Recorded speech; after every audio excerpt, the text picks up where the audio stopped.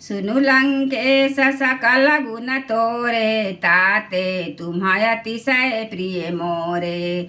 राम बचन सुनि बानर जूथा, सकल काहि जय कृपा बरूथा। हे लंकापति, सुनो हमारे तुम्हारे अंदर उपयुक्त सब गुण है, इससे तुम मुझे अत्यंत ही प्रिय हो। श्री राम जी के वचन सुनकर सब बानरों के समूह कहने लगे, कृपा के समूह श्री राम जी की जय हो। सुनत विभीषण प्रभु कै बानी, नहीं अघात श्रवणामृत जानी। पदयम्बुज गहि बारहि बारा, हृदय समातन प्रेम अपारा।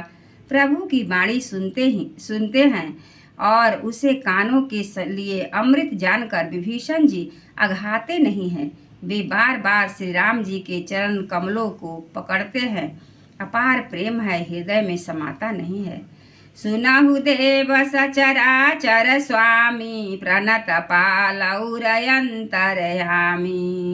उर कछु प्रथम वासना रही, प्रभु पद प्रीति सरित शोभहि।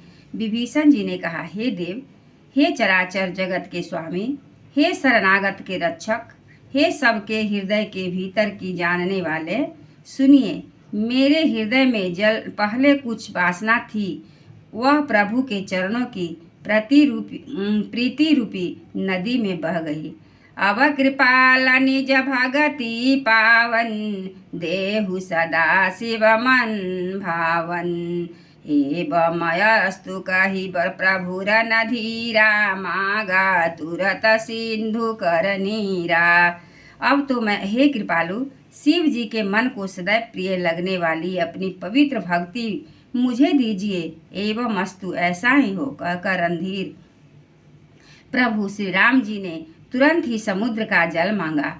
यद्यपि सखा तब इच्छा नाही, मोर दरसु अमोघ जग माही।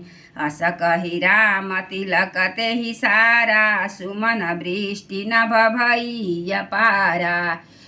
और कहा, हे सखा, यद्यपि तुम्हारी इच्छा नहीं है, पर जगत में मेरा दर्शन अमोघ है, वह निष्फल नहीं जाता। ऐसा कहकर श्री राम जी ने उनको राज तिलक कर दिया। आकाश से पुष्पों की अपार वृष्टि हुई। रावण क्रोध अनल निज, श्वासय समीर प्रचंड। जरत विभीषण राखेउ, दीन्हेउ राजय खंड। सियावर रामचंद्र की जय। श्री रामचंद्र जी ने रावण के क्रोध रूपी अग्नि में जो अपनी विभीषण की श्वास वचन रूपी पवन के प्रचंड हो रही थी, जलते हुए विभीषण को बचा लिया और उसे अखंड राज दिया।